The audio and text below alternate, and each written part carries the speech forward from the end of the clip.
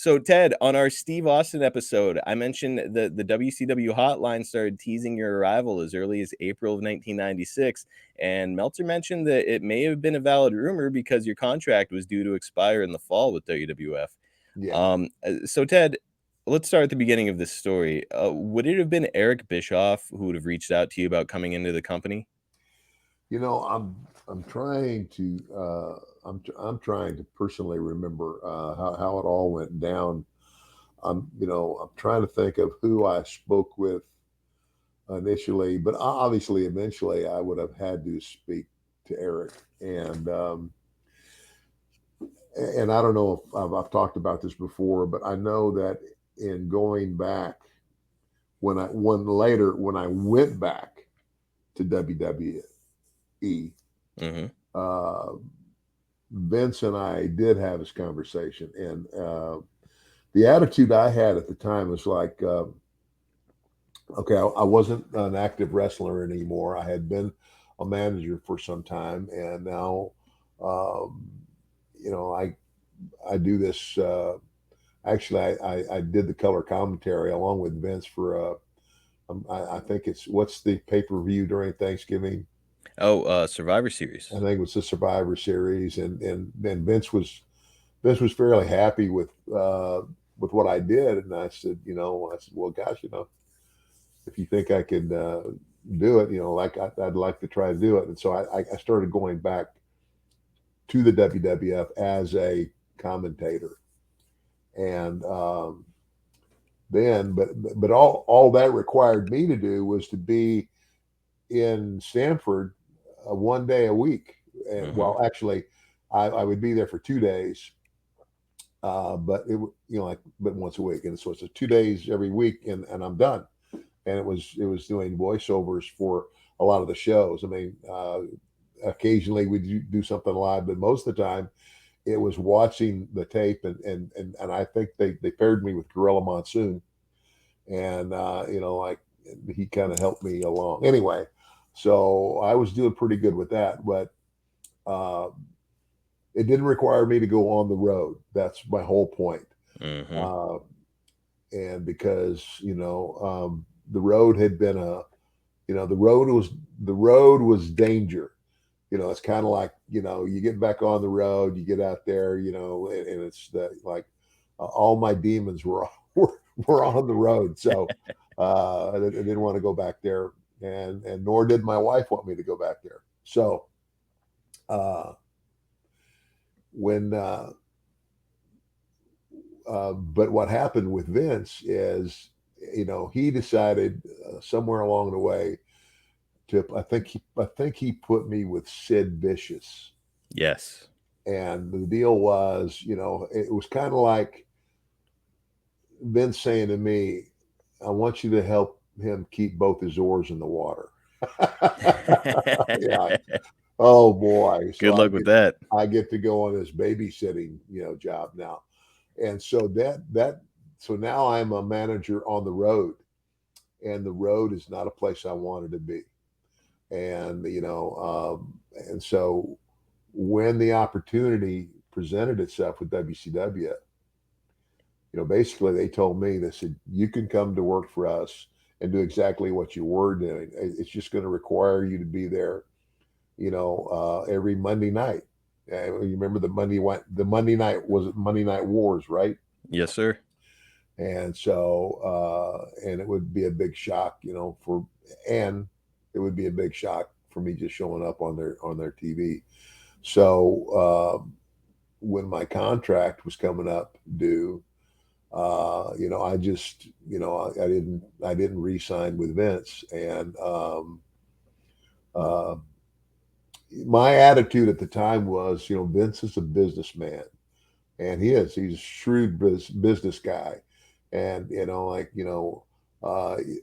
he gave me a job post active wrestling career. I mean, 'cause once I had the neck injury, and the doctor told me, he said the odds are in your favor that it wouldn't happen, but he says you could, if you fell again the right way, you could end up paralyzed. Like Oof.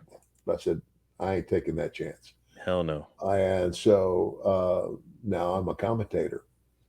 But what Bischoff basically offered me was this, you just come do for us what you were doing for them.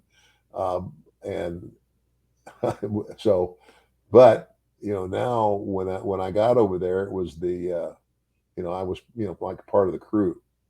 And the other thing was it was it was significant difference in pay, in Hmm. terms of, this is a 3-year deal, no cut contract, and even if I if I don't work, I still get paid. And uh, and but my biggest reason for leaving Vince was I didn't want to be on the road. And much later, when I did go back and work for them again, I had that conversation with Vince, and he said, "Ted," he says, "I'm telling you," he says, "all you would have had to do is come and tell me." Ugh.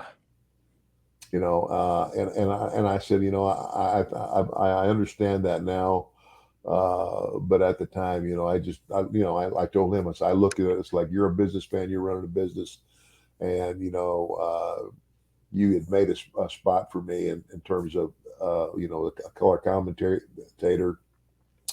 but then when you sent me back on the road, it was like, the road was danger for me. And he says, all you would have had to done was to speak up, and I would have changed it. But anyway, A lesson hindsight's 2020.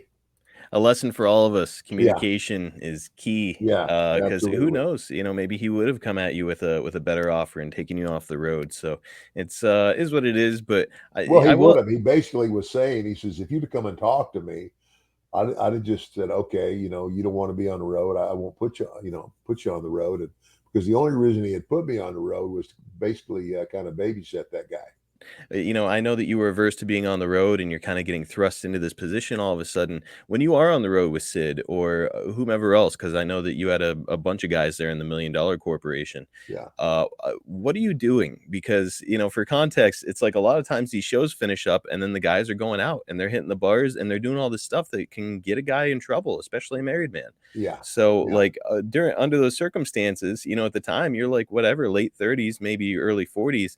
yeah. Are you just like, "I'm going right back to the hotel," or what was the plan for you? Well, yeah, no, that was the plan for me. It's kind of like, babysitting, in terms of, if he got it, or try to, keep the heat down, because, Sid was and I actually found him to be, he and I got along okay, Mhm.